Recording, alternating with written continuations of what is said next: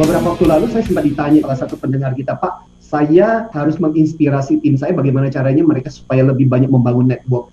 Buku apa yang kira-kira Bapak rekomendasikan ya? Nah, salah satu buku yang kemudian saya rekomendasikan adalah yang judulnya Cerdas Bergaul, Kunci Sukses di dalam Bisnis dan dalam Masyarakat. Dan ini adalah buku karya Carl Albrecht. Carl Albrecht ini adalah salah satu penulis yang masuk dalam daftar 100 orang yang tulisan-tulisannya berpengaruh di dunia. Selama ini mungkin kita udah banyak bicara tentang kecerdasan emosional. Nah, bagus juga kita mau kasih contoh yang namanya kecerdasan sosial. Itu salah satu kecerdasan yang sebenarnya sangat penting banget kalau kita bicara tentang bagaimana kita mau sukses. Nah, kecerdasan sosial itu apa? Kecerdasan sosial itu sebenarnya adalah bagaimana caranya kita bisa menampilkan diri kita, berinteraksi dengan orang lain, dan orang lain pun merasa nyaman, merasa enak berinteraksi dengan kita sehingga bisa terjalin sebuah hubungan kerjasama yang win-win. Jadi pertama-tama berhubungan dengan cara kamu menampilkan diri, terus bagaimana radar orang lain menangkap kita, dan setelah radar orang lain menangkap kita itu bagaimana kemudian kita bisa bersinergi dengan orang tersebut dan akhirnya kemudian win-win. Jadi bukan satu memperalat yang lain. Banyak orang punya keyakinan begini. Saya nggak tahu apakah Anda termasuk juga yang punya keyakinan bahwa kalau aku pintar, maka yang namanya perusahaan pasti akan cari aku dan aku pasti akan dibutuhkan. Itu keyakinan yang pertama. Dan jelas itu salah, lu jangan terlalu GR. Tapi keyakinan yang kedua juga gini, yang penting itu kamu hebat, kamu punya banyak ide, maka kamu akan kaya raya dan sukses. Nah, keyakinan yang ketiga adalah semakin kamu pintar, kamu akan semakin dianggap dan kamu akan semakin sukses. Nah, which is kita ingin mengatakan bahwa jangan terlalu GR ketika kamu cuma hebat buat dirimu sendiri. Justru begitu banyak orang yang sukses berhasil dalam hidupnya, bagaimana pergaulannya dengan orang lain yang menentukan. Saya kasih contoh, saya sendiri aja, saya seringkali menceritakan kisah bagaimana akhirnya, bayangkan, saya itu lulusan terbaik psikologi, UGM. Terus, saya punya penghargaan mahasiswa teladan, UGM. Sampai sekarang piagamnya saya masih punya. Terus, saya tuh 3 kali juara lomba karya ilmiah. Waktu ketika saya lulus, wah bangganya luar biasa dan saya pikir saya akan dapat pekerjaan dengan gampang. Tahu apa yang terjadi? 4 bulan, saya nggak dapat kerjaan sama sekali. Sementara teman-teman yang biasa-biasa aja, tiap hari kalau tidurnya itu dekat musola, dan teman-teman hobinya itu manjat gunung dan sebagainya, mereka jauh lebih sukses, lebih berhasil. Dan dengan cepat dapat pekerjaan 1 bulan. Ada yang malah sebelumnya udah dipanggil. Jadi benar-benar itu bikin kesel banget, bikin iri. Merasa gila ya, setengah mati berusaha untuk mendapatkan nilai dengan bagus, IP bagus, tapi kenapa mereka lebih cepat mendapatkan pekerjaan? Justru saya akhirnya mendapatkan pekerjaan pertama saya karena apa? Karena rekomendasi dari kakak kelas yang tahu tentang kiprah saya. Jadi karena kenal orang, bukan karena kita pandai, bukan karena IP gitu. Jadi IP saya itu tidak dilihat sama sekali, bayangkan gitu. Sampai saya bilang, Pak, tolong lihat IP saya. Nggak usah. Pak, tolonglah Pak, lihatin IP saya. Nggak usah. Nah, ini yang saya pikir bisa jadi pembelajaran juga buat kita, bahwa belajarlah untuk bersosialisasi, belajarlah untuk membangun network. Tapi saya nggak kapok-kapok belajar sih. Sekarang saya masih ambil S3 saya. Jadi program doktor dari salah satu universitas di US. Saya punya salah satu partner kanan sekarang ini kan kita bergerak di bidang alkes juga. Tahu nggak pekerjaannya sehari-hari nongkrong di kafe, tapi kan dia pakai protokol gitu. Ketemu sama orang, jadi pekerjaannya tiap hari adalah lobby, membangun network, itu yang dia lakukan. Dan dia suksesnya luar biasa. Menarik ya. Banyak orang mengatakan begini, saya kan orangnya introvert. Kalau saya orang introvert berarti kan susah bergaul, bagaimana saya membangun network. Tapi saya termasuk orang yang nggak percaya sih. Makanya sekarang ini mulai diperkenalkan istilah di tengah-tengah namanya ambivert. Ambivert itu perpaduan antara introvert dan ekstrovert. Bahwa gini, ada kalanya ketika saya butuh waktu di mana saya harus butuh sendiri. Tapi ada waktunya ketika saya bisa berinteraksi dan bergaul dan bisa bersosialisasi dengan nyaman dengan orang lain. Saya percaya bahwa segala sesuatu itu diniatin. Contoh, saya itu sejak SD, SMP, SMA, teman-teman yang kenal dengan saya, itu pasti taunya saya adalah orang yang cenderung lebih introvert. Ekstrovert saya baru mulai itu setelah saya mencoba melakukan perubahan, yaitu waktu ketika saya kuliah.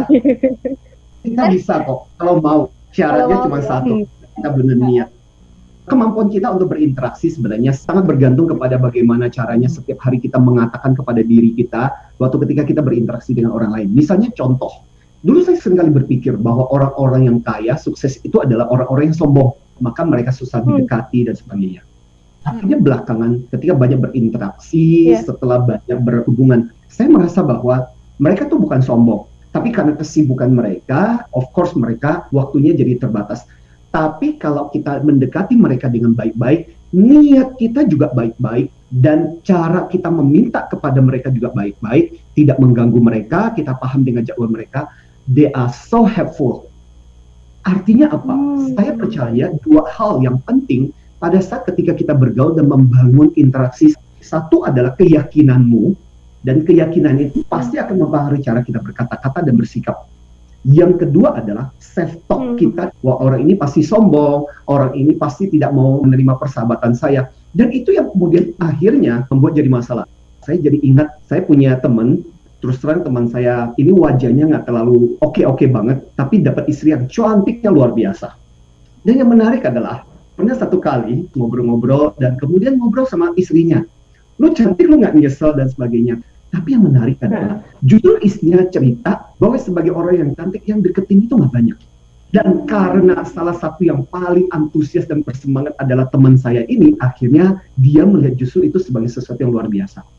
Akhirnya kemudian kita menyimpulkan bahwa biasanya kita seringkali berasumsi bahwa orang itu ganteng, orang itu cantik, wah itu pasti ramai, orang pingin, dan itu yang menyebabkan kita awkward, kita nggak nyaman. Jadi itu sumber keyakinan kita dan self-talk yang ada di pikiran kita. Sumber minder itu kan di situ, keyakinan kita yang salah, self-talk kita yang tidak terbukti, dan akhirnya kemudian kita merasa bahwa itu seolah-olah itu benar. Nah gini loh, ciri-ciri orang yang nggak cerdas bergaul, nggak cerdas sosial itu kayak gimana sih? Ada yang namanya bau mulut sosial, ada yang namanya kentut sosial, mohon maaf ya, kedengarannya nggak enak, tapi ini ada maksudnya. Dan yang namanya ketombe sosial. Yang pertama-tama saya mau bahas itu yang adalah yang bau mulut sosial. Namanya bau mulut, kadang-kadang orang bau mulut, dia nggak merasakan, dan ketika dalam hubungan interpersonal, ketika kita ngobrol dengan dia, kita merasa, aduh nggak nyaman banget. Nah, itu mewakili simbol apa? Orang yang mengalami bau mulut sosial ini adalah orang-orang yang ketika dia berinteraksi dengan kita, dia tidak mempertimbangkan perasaan orang lain. Misalnya contoh, saya masih ingat dulu saya pernah nunggu pesawat, biasanya saya bawa buku dan saya mulai membaca buku. Kejadiannya waktu itu ada seorang bapak-bapak datang dong, which is very nice awal pendekatannya. Pak, boleh ya saya duduk dekat bapak? Saya lihat bapak baca buku dan bukunya keren, dan kebetulan dia tahu sedikit tentang buku itu. Iya, saya bilang. Terus terjadilah obrolan. Dan nggak berapa lama, kemudian dia bicara mengenai, Bapak perjalanan kemana? Bapak senang traveling ya? Ngobrol-ngobrol, Pak, saya sebenarnya punya nasihat yang sangat bagus sebagai seorang teman. Keren nggak? Sebagai seorang teman. Nah, cuma kalimat berikutnya jadi nggak enak. Karena dia nawarin membership untuk traveling. Tadinya yang menurut saya very nice, dia memulai percakapan dengan bagus, tiba-tiba runtuh perasaan saya dengan dia. Karena saya merasa, oh my god, oh jadi dia deketin saya cuma karena saya cuma sekedar objek calon prospeknya buat dia. Jadi saya harus tegas dengan orang seperti ini. Saya bilang, sorry ya Pak, saya sedang mempersiapkan, karena saya seorang pengajar, saya seorang trainer. Oh Bapak trainer, wah lebih ini lagi. Maaf Pak, jadi saya harus ini. Dia pasti akan menyerah. Nah ini yang dalam istilahnya Kabrecht ini, namanya bau mulut sosial. Personal, tapi nggak menyenangkan, karena dia tidak mempertimbangkan perasaan orang. Ya. Nah, yang kedua, yang namanya kentut sosial. Ibaratnya dia melakukan hal situasi yang buat mengganggu orang-orang di sekitarnya, dan dia nggak peduli. Nah ini kalau tadi kan personal, kalau ini kemana-mana. Contoh, dulu itu saya pernah punya satu teman, itu selalu jadi bahan bercandaan kita, karena benar-benar boleh dikatakan kemampuan dia untuk peka sosial tuh rendah banget. Saya masih ingat waktu itu di VW Kodoknya itu. Terus kita jalan, sampailah di Pondok Indah. Kan masih ingat nggak, dulu Pondok Indah ada rumah berhantu itu. Akhirnya kita suruhlah teman saya itu namanya Alvin. Vin, kamu nanya Gi, rumah Pondok Indah berhantu itu yang mana? Ih, kok aku lagi? Karena dia sering kali jadi korban. Kok aku lagi? Iyalah, kamu kan lebih pemberani gitu. Wah, akhirnya dia bangga. Tahu apa yang dia lakukan? Dia turunkan kaca mobil. Dan saya masih ingat itu ada sekelompok orang pas lagi nongkrong duduk di situ, ada yang di dekat warung, ada yang tukang ojek dan sebagainya. Terus dia nanya, Pak, rumah berhantu Pondok Indah itu yang itu ya Pak. Dan dia teriak kenceng banget. Dan kita tuh tertunduk muka, kita malu, langsung menyembunyikan. Dan kita bisa melihat bagaimana wajah-wajah ojek itu melihat dengan kesel gitu dia. Dia bisa melakukan seperti itu dan dia nggak punya rasa bersalah dengan apa yang dia lakukan.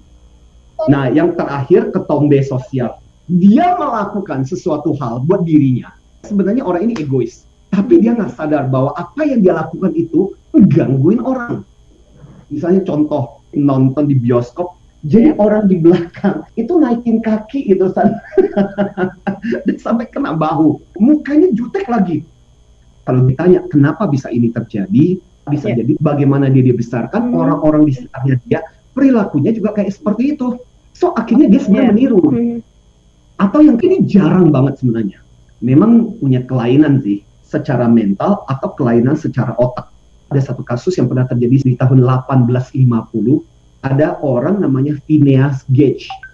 Jadi dia kan sebenarnya bikin rel kereta. Dulu rel kereta api kan pakai peledak. Nah, waktu ketika dia pakai ada tabung itu sampai melewati kepalanya. Jadi sampai satu bagian kepalanya itu kemudian tertembus, matanya kemudian hancur, kena bagian otaknya, tapi dia masih bisa selamat. Tapi sejak kerusakan ini terjadi di otaknya, apa yang terjadi? Emosinya jadi terganggu. Nah, jadi kita mengatakan bisa jadi ada orang-orang yang memang punya kelainan seperti itu, tapi itu sedikit banget. Tipsnya disebut dengan istilah SPACE, S, P, A, C, dan E, SPACE. Artinya apa? Kalau kita mau cerdas sosial, mau cerdas bergaul, kita harus memberikan ruang buat orang lain. Iya dong. Karena biasanya orang yang nggak cerdas sosial adalah, buat dia adalah is about me. Cuman saya, orang lain, gue nggak peduli. Dan hati-hati, sekali lagi, kalau kamu mau orang suka dengan kamu, kalau kamu mau orang mau bergaul, berinteraksi, karena rezeki kita, bisnis kita, peluang kita, kadang-kadang bukan dari seberapa pintar kita, justru dibawakan oleh orang-orang yang mungkin Tuhan taruh di dalam kehidupan kita untuk membantu kita. So, makanya belajar untuk berinteraksi dengan mereka, kasih mereka ruang. Pertama-tama S itu apa? Situational awareness. Secara cerdas melihat situasi. Ketika kamu bergabung di perusahaan, ketika kamu masuk ke dalam sebuah interaksi sosial, bahkan nggak usah jauh-jauh, bahkan di dalam grup, misalnya grup chat aja, komunitas WA saja, itu kamu harus bisa baca situasi ini yang biasa ngomong siapa ya, apa yang dikatakan. Jadi kita harus punya kesadaran. Itu yang pertama. Yang kedua, bagaimana kita presence, bagaimana cara kita menampilkan diri kita, cara kita bicara, cara kita ngomong. Dan hati-hati, hanya dengan perilaku sedikit aja, itu image terbentuk. Saya jadi ingat dengan kejadian nggak nyaman banget dengan turis dari China waktu di Bali. Dan itu merokok di dalam lift, dan waktu ketika makan pagi itu berantem. Akhirnya kemudian orang-orang jadi punya image buruk kan tentang perilaku kita. So be careful. Kemudian A itu apa? Autentisitas. Kejujuran kita, bagaimana kita berinteraksi dengan orang lain, bahwa kita tulus. Kita bukan menampilkan, kita bukan berpura-pura tersenyum, kita bukan pura-pura iya, kita mencoba untuk nice. Tapi bukan karena berpura-pura, bukan karena ada apanya, tapi autentik gitu. Ya. Dan kemudian C, clarity. Jelas apa yang mau kita sampaikan. Kalau kita tidak punya sesuatu yang bagus untuk disampaikan, mendingan diam aja. Malah dalam berinteraksi, kadang-kadang diam itu lebih emas daripada kita menyampaikan sesuatu, akhirnya kemudian kenapa ya tiap kali kalau ngomong orang ini selalu nyebelin. Dan terakhir, empati. Bagaimana kita belajar untuk memahami orang lain. Saya ingat dengan salah satu cerita, salah satu presiden Amerika yang kemudian kalah. Salah satu sebabnya adalah karena terlalu narsis. Jadi ini zaman-zaman sebelum Donald Trump lah ya. Sangat narsis. Waktu sampai akhirnya kemudian diwawancara. Dan si reporter cuma bilang begini, si calon presiden ini begitu narsisnya, selama obrolannya lebih banyak berbicara tentang dirinya, sampai-sampai rasanya saya no space untuk memilih dia. Ya, dengan kata lain, aku nggak bersimpati dengan orang ini karena nggak berempati. So kesimpulan kita adalah, kenapa sih harus bikin orang sebel dan sampai membuat orang jadi ngedumel, suka membuat perilaku atau sikap yang justru bikin orang lain jadi kesel. Ingat loh ya, jangan bikin orang lain, apalagi orang yang akan menentukan nasib kita, jadi jengkel.